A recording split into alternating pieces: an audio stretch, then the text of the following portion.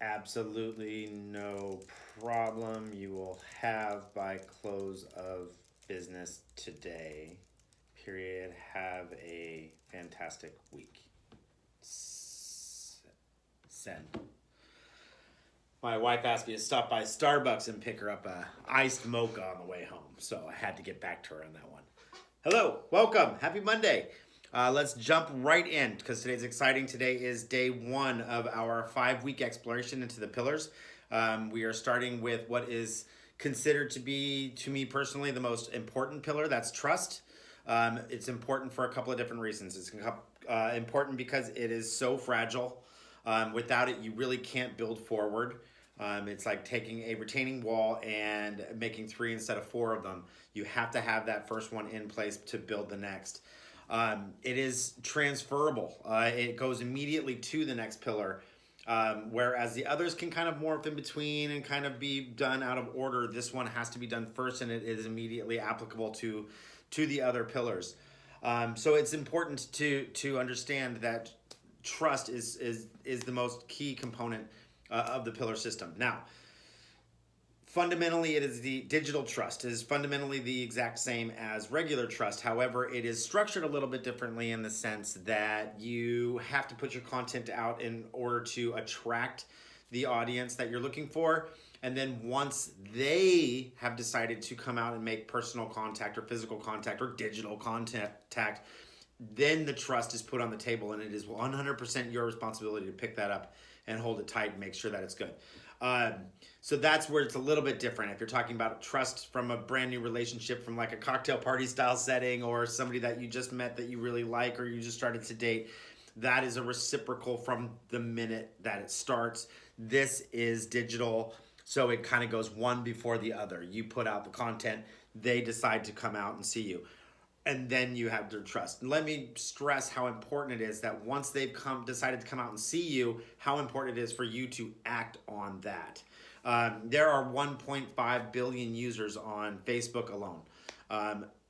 The average Facebook user only comments 4 times a month on posts. The average user is averaging 20 minutes a day on Facebook. Now, that correlation suggests one thing: people are not very readily available and reticent to come out and comment on your post. So once they do, it is very imperative and very important as a company, as a person, as a brand, to comment back, to start that conversation. The good news is also the tragic news that we have grown numb to empty, one-sided conversations from companies. They throw out their message, they regurgitate, they puke their message, and they puke their product, and they throw out all of the outbound stuff right at you, and then they walk away. It's like setting a trap and then never coming back to check it. It doesn't make any sense. You have to understand that what you're putting out is an ability to nurture the potential relationship that could happen. And once that does happen, then you take it to the next level. The next level cannot be forced. The next level cannot be fake. The next level has to be genuine, just like any other given relationship. You have to be fallible. You cannot be hung up on, I have to be perfect and it has to be great, and it does not. All of the 80s movies about teenage angst and love from John Hughes and all of those types of movies,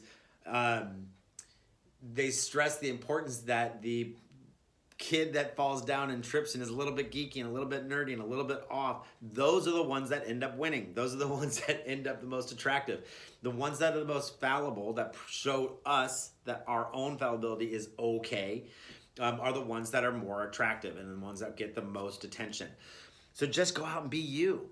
And the number one thing that you can use and have to use when you're building your trust with your people is don't forget to be kind. Just be human. Just be understanding of whatever is being said to you. Listen. Take that information in that is being sent to you and is being shared with you and being exposed to you on a this is a wonderful thing to have basis. Listen and read and find out what they're trying to say and what they really want to hear, and then tell them what you have of value to offer to that, and then start that conversation with trust as the number one thing going forward. When and if you build and nurture trust, when and if you get the opportunity to do it and you do it right, sky's the limit. Have full-fledged begun the process of being handed down from generation to generation, and that's not tongue-in-cheek. That is my father's philosophy of telling me I'm going to go use this insurance guy and I'm going to go use this car sales guy, because he had already vetted them, and then me telling my son, hey, listen, you're going to go here and you're going to do this. That's generational baton passing, because we trust the person in front of us, or myself, have trust vetted the person in question. So enough. Pillar 1, trust, so very important. We'll circle back around on Monday, and we're going to hit pillar number 2. That's friendship. And then we'll go good service, levity, and follow through. And then we'll continue on this path to show you exactly how to build a very credible online presence, digital presence, but that actually means something and that actually is worth handing down. So not just a flash in the pan. Hope you had a good one, and I hope that you continue to have a good one. I hope that you're staying safe out there. I hope that you're staying home. I think that's extremely important for us to make sure that we can try to resume life to some normal extent in these COVID days. But I am looking forward to connecting with you again next Monday. Have a great one, and we'll talk to you soon. Bye.